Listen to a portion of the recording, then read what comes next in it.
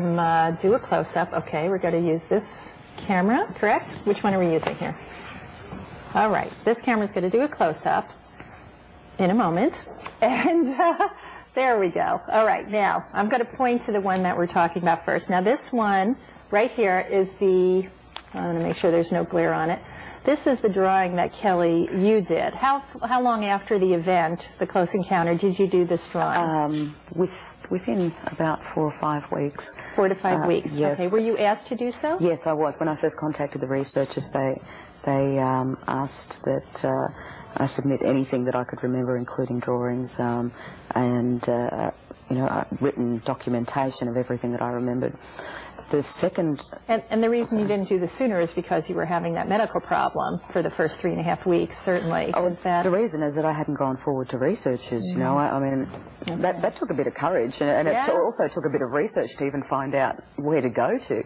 Yes. But the second group came forward 6 weeks after I did, with the same story and drew the same thing, yet they weren't aware that I'd already been to the researchers, and they weren't told about that either until approximately 9 months after the investigation had started, after the encounter. So how did these people know to come forward? Was there some publicity involved? No, none whatsoever. They on their own, just like you felt in need to seek out? No.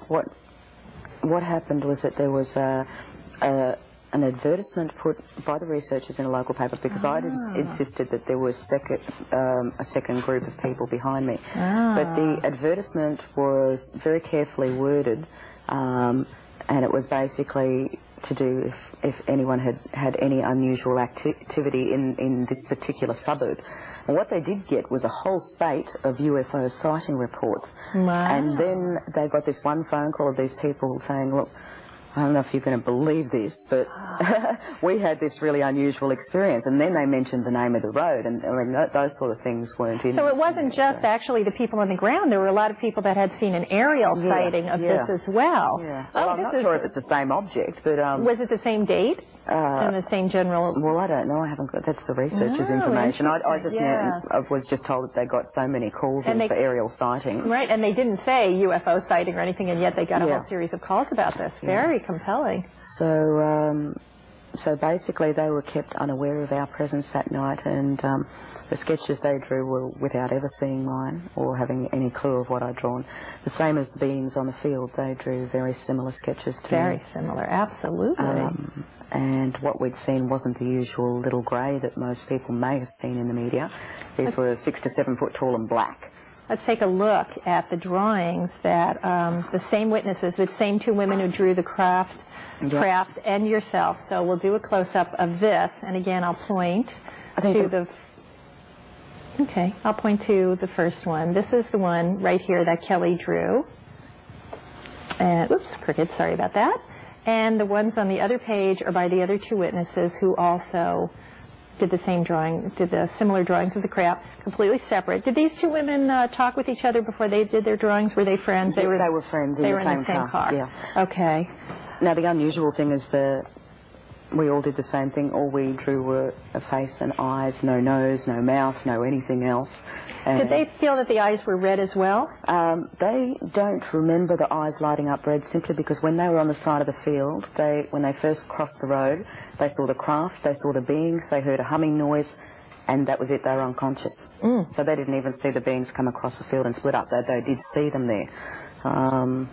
So our stories slightly differ, but they simply because we had different experiences at the same place, but they did take researchers back to the same place. And, so you might have been the only unfortunate one that got knocked off her feet. Yeah, I might have been the only unfortunate one that managed to stay conscious for a little while longer. I might have been better off if I hadn't. Yes, truly difficult one.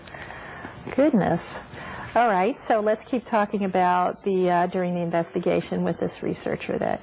Did you find this helpful to find out that the other witnesses had seen a similar thing when you did? Yeah. Well, it's sort of by that stage, I was really starting to think, God, I must be going crazy.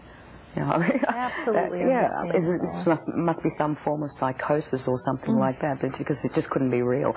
And I think that was the greatest effect on my whole life, actually, is that all through my life I've been taught that strange things like this, they don't exist. And I believed in science and academia, and all of a sudden, here I was faced with this reality that something did exist. And I'd been told that this just didn't exist, so I'd never contemplated it. And I started realising, hey, these guys don't know what they're talking about. There's just opinions, because they didn't really know. And I think that's where your whole concept of logic and reality gets shaken to the very foundations. With myself, it was almost like I had to go right back and start to question everything I'd ever been taught in my life, and ask myself, is this truth or not? And I have to find the answer for myself. Oh, what a difficult search. Very difficult. I bet that's been quite a difficult struggle to, especially since the general public, although, like I said, you're fortunate that the media and the people you turn to for help were at least willing to assist you rather than giving you very negative feedback and just ignoring you and leaving you alone to deal with it without information. Well, I think the Australian media actually took to this so well simply because for the first time they had something physical to look at. They had ground traces to look at. They had marks on people's bodies. Glenda from the second car and David from the third car had amazing ligature marks around their ankles, which implied what? Well, Glenda says that she recalls being strapped down to a table, you know, a relapse, I guess, of consciousness, and she said she was in a room and she was strapped down to a table. Don't ask me, but the ligature marks seemed to say something, you know, that she was strapped down to something, or something tight was around her leg. How many people had ligature marks on their leg? Just two, her and the lone male in the car behind her. Now, he came forward to speak with the researchers and share his experiences, but he has never wanted to come public.